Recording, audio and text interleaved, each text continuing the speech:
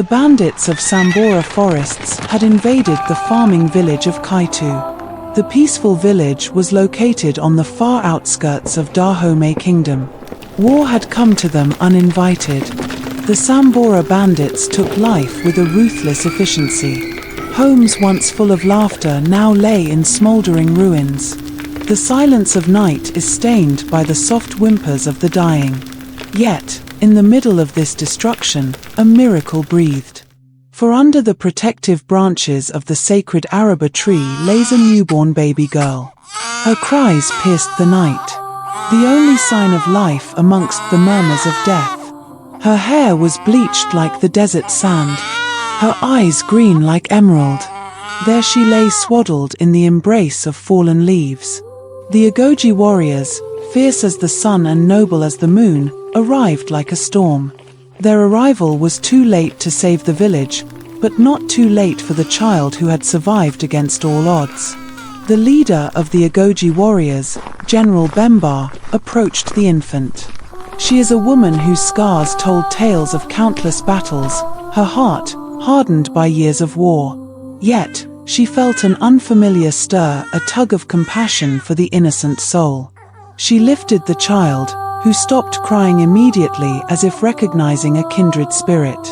And in that moment of kindness, the heavens declared a glorious display.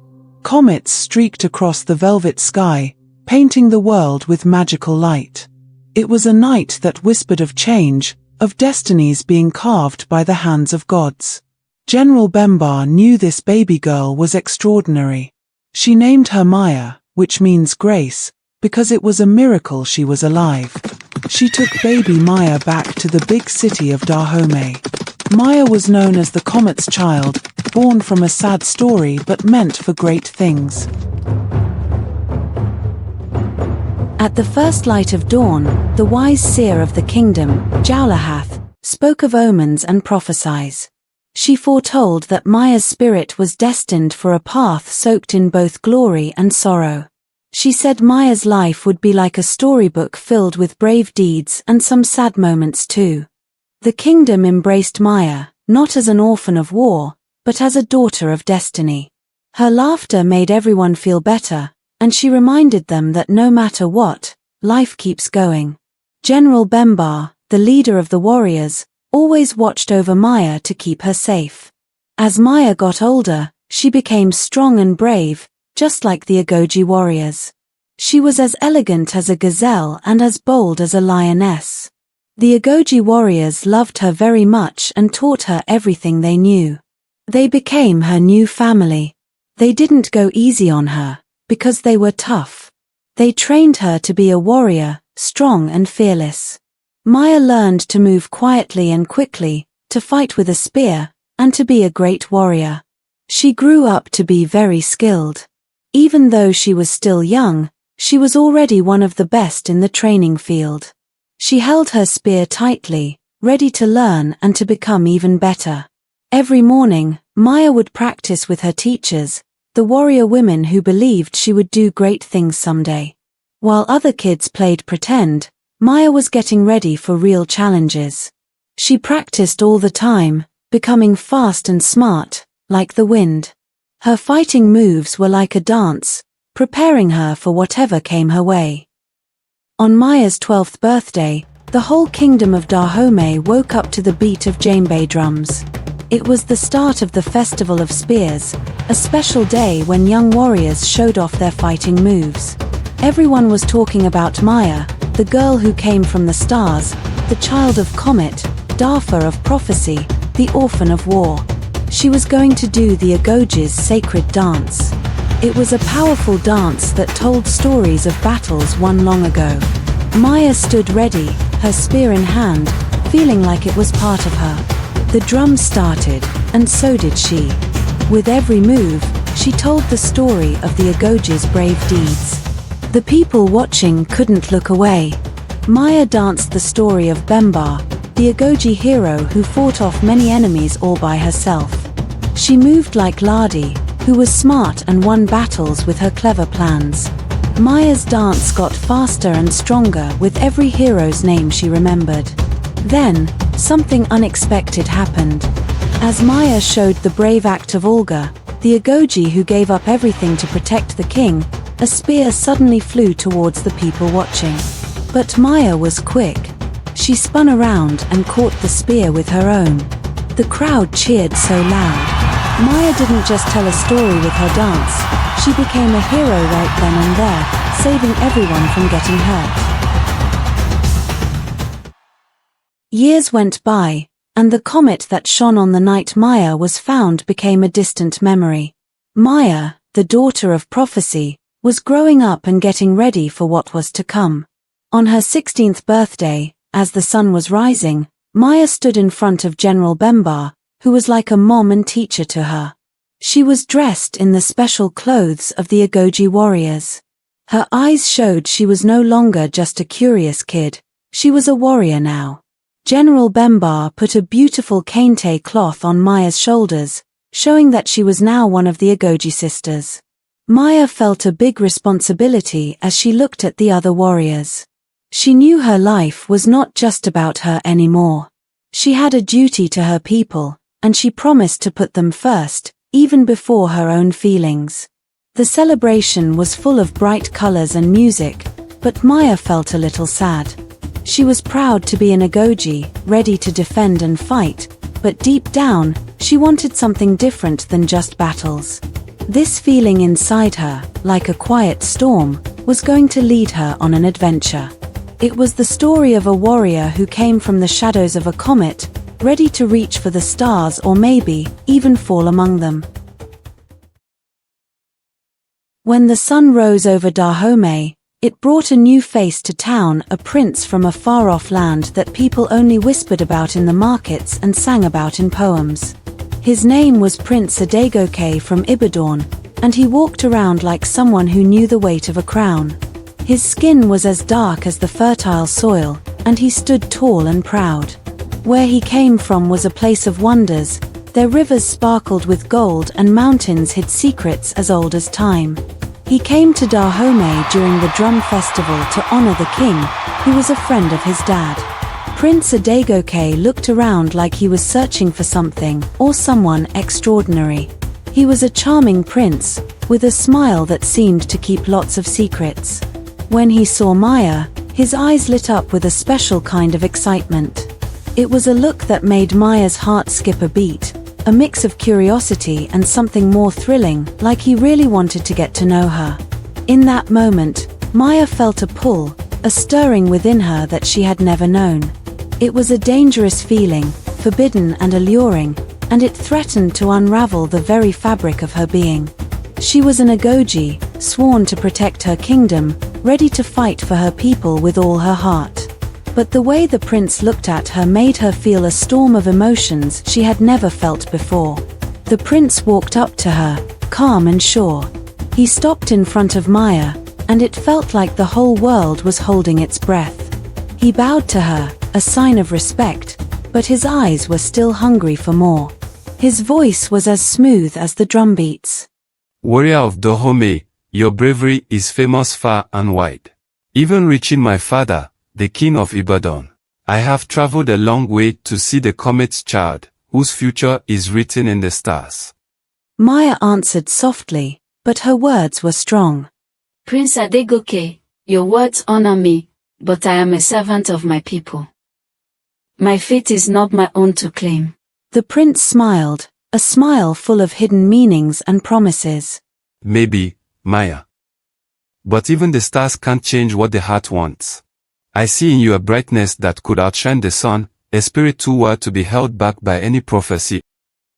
Prince Agojie did not give up. He kept sending Maya special presents like unusual fruits and shiny jewelry, and he wrote notes that were as clever as they were kind.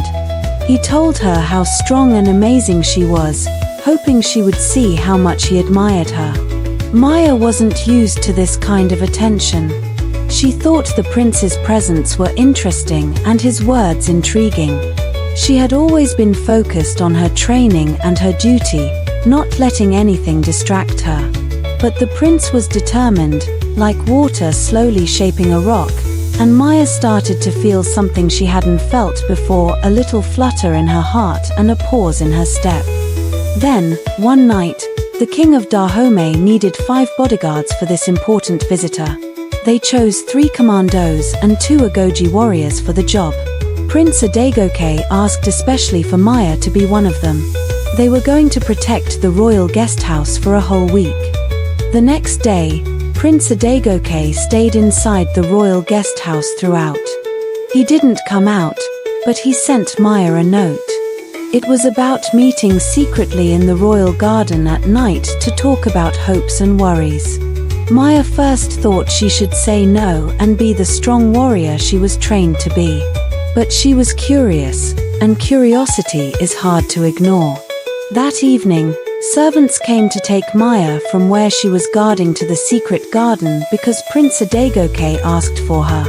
The garden smelled sweet with jasmine flowers. Agojie was there, looking like a shadow in the moonlight. He talked about feeling alone, how hard it is to be a prince, and how much he admired Maya's bravery. The loneliness of being a future king is tough. Ordinary folks don't get it. But you, Maya, you understand what it's like to carry a big responsibility. Maya replied, Your Highness, we should be thankful for our lives, even if they're tough. That's why I admire you so much. Your strength, your talent, your bravery, and you're so beautiful. It's like the gods favored you. His words were like music, and Maya felt herself getting lost in them. He reached for her hand, and it was like electricity. He looked into her eyes, and she saw a whole new world of choices. Maya, who always knew what to do, now had to choose her path, and it wasn't clear which way to go. Prince Agojie knew how to make someone feel special, and he was trying to win Maya's heart. Night after night, they met in secret and shared their deepest thoughts. Agojie talked about his dreams for his land, how he wanted to be friends with Dahomey and bring peace and wealth. Maya listened, feeling torn between her promise to the Agojie and what she wanted for herself. The other Agojie warriors started to see that Maya was changing. She seemed lost in thought, thinking about the prince and what he said. They were worried because they knew it's hard when your heart is split in two. Maya felt more and more confused every day. She had to choose between her duty and her feelings. She was an Agojie, sworn to protect her people, but she was also Maya, a person who could love. Soon enough, everyone in Dahomey started whispering about Maya and Prince Agojie. People were talking in the palace halls and all over the city. They were curious about Maya, the girl who came with the comet, and the prince who looked at her for too long and made everyone wonder what he was thinking. General Bemba, who was always thinking about battles and strategies, felt worried. She had watched Maya grow up from a sad little girl into someone really strong, and she thought Maya might become the woman king one day.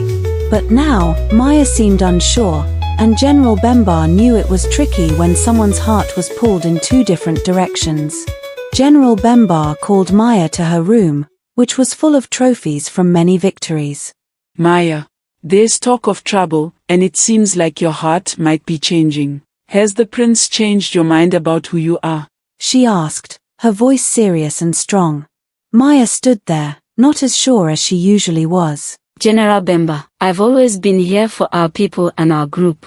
But the prince, he sees me, not just as a fighter, but as Maya, the person I am when I'm not fighting. General Bemba looked at her firmly. What about the promise we made? The love for our kingdom that demands our all. Don't forget, the dark whispers are there to warn us, not just to scare us. Maya, the wise woman Zulahat wants to see you. She says it's important. You have my permission to see her tonight. Maya, feeling all mixed up inside, walked into the wise woman's little house. Jaulahath, the seer, had eyes that looked like they could see tomorrow. She had watched kings rise and fall, and battles come and go. When she spoke, it was like she was telling the future, one word at a time. Maya. Daughter of stars and struggles. You're like a star that's had a tough time. The mess in your heart is just a tiny piece of the big mess that's trying to take over everywhere, she said. Tell me, Sia. What kind of trouble is coming our way? Maya asked. Jowlahath talked about scary things she saw in her dreams, a heart caught in thorns, a king's crown covered in blood, and someone betraying Maya in a way that would shake up her whole world. Maya listened, holding her breath. The seer told her there was a way out, a way to get back on track. But it meant Maya had to be strong and disciplined, just like she always was. Jowlahath's words made Maya feel better, like she could see through the fog that was making it hard to think. She understood that the prince was playing a tricky game, where feelings were both the prize and something to be used. Maya knew what she had to do. Being an Agojie meant being brave and giving up things, and even if her heart wanted to love, it was the battles that made her who she was. Just a few nights after the festival, something terrible happened. General Bemba got really sick out of nowhere. She was so weak, but she called Maya over to talk in a voice so quiet it was almost gone. General Bemba reached out with shaky hands, as cold as the night air. My dear Maya, the prince. He has done something awful. He's broken our trust. I drank something ill because of him. And now, you have to be the one to lead us through this storm. The general showed Maya a secret spot in her room where she kept a bottle of wine she had shared with the prince, thinking it was a sign of friendship. But it wasn't just wine, it was a special poison, chosen because it can look like a normal sickness. Maya opened the bottle and smelled something like bitter almonds, which meant poison. She realized then how the prince had tricked them with his fake kindness and how dangerous he really was. Maya cried hard as she held the general. The woman who had always protected her and taught her everything was fading away because of the prince's lies. General Bemba's eyes, which used to be so full of life, were now losing their light. Keep fighting, my brave warrior. Don't let this be the end of Dahomey. Stand up, Maya. Stand up like the morning sun. And those were the general's last words. The room went quiet, and Maya's heart broke. The prince's lies had hurt her more than any fight, taking away the last bit of family she had. Maya held the bottle, the proof of the prince's lies. She cried for the general and for all the good times that were gone. The prince's evil plan took away her godmother, but it also lit a fire in Maya, a fire for justice. Her sadness was as big as a storm, her loss as deep as a pit, but she had a strength inside her that no lies could put out.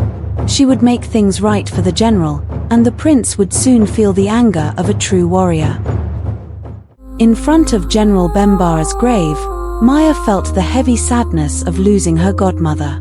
Then, out of nowhere, a mysterious person came to help her. It was Senemi, the royal historian, who knew all the secrets of the kingdom. Senemi knew everything about royal families and the tricky games of the palace.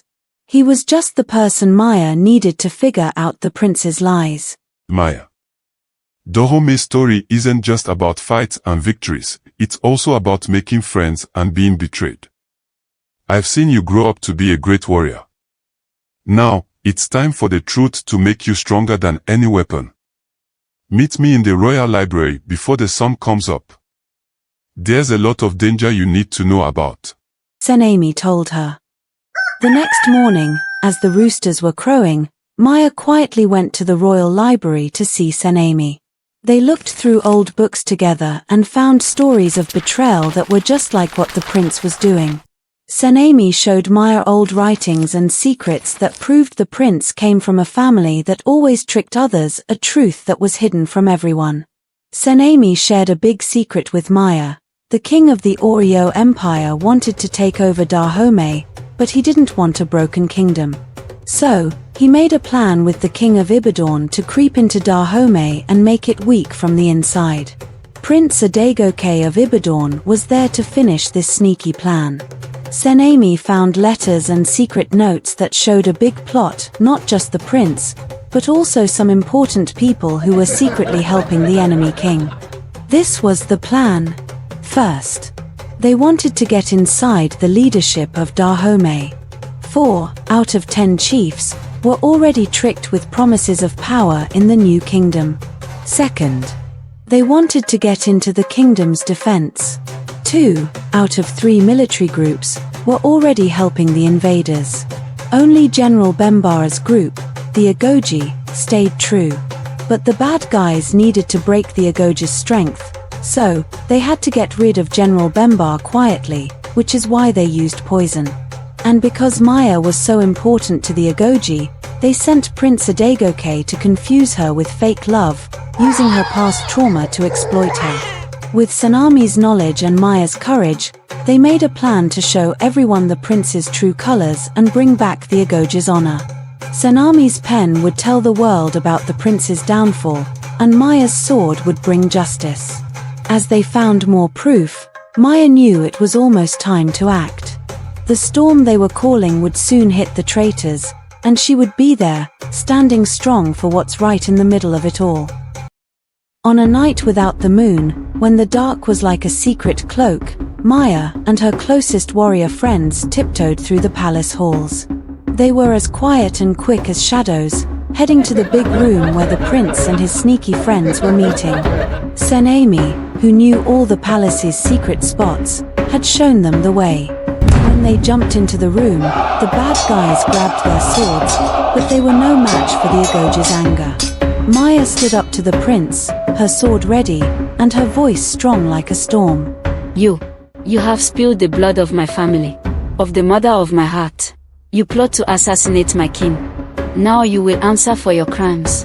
The prince, all scared, fell to his knees, hoping for mercy that wasn't going to come. Then, in a last desperate move, he blew a poisonous powder upon Maya. But Maya was fast, the sword ended the prince's lies once and for all. The day after the big fight was the saddest Dahomey had ever seen. The bad guys were beaten, and the cheers were quieting down, but Maya felt something strange in her hands. They started shaking a little. She used to be so strong and quick, but now she was slowing down. The prince, before he was stopped for good, had inflicted Maya with accursed dust. It was a dark spell, full of anger and no way to fix it. It was a secret kind of magic that only the most powerful royal families knew about, used only when there was no other choice. The dust from the prince's powder was like a shadow sticking to Maya. It took away her strength. She felt as weak as the sun looks when it's going down. Maya tried to breathe, but it was hard, and she felt weaker with every breath. The Agojie, Maya's warrior sisters, watched with heavy hearts. They had seen her win against the toughest enemies and get back up over and over. But this was different. This curse that made her weak was something they had never seen before. It was like a heavy chain pulling her down to a place she couldn't come back from. The healers tried everything, but nothing worked. The whole kingdom cried because they weren't just losing a hero. They were losing the brightest light they had. The Agojie stood around Maya, singing a goodbye song. They sang about her brave fights, her love, and how much she gave up for them. And as Maya took her last breaths, their song lifted her spirit up to the stars, where she would always be watching over Dahomey. Maya, the girl who came with the comet, who was meant for big things, who fought kings and won people's hearts, turned into a story people would tell quietly. It was a story about what it costs to be great and to love. And as Dahomey kept going, they would always remember Maya, the hero they adored and the warrior they would never forget.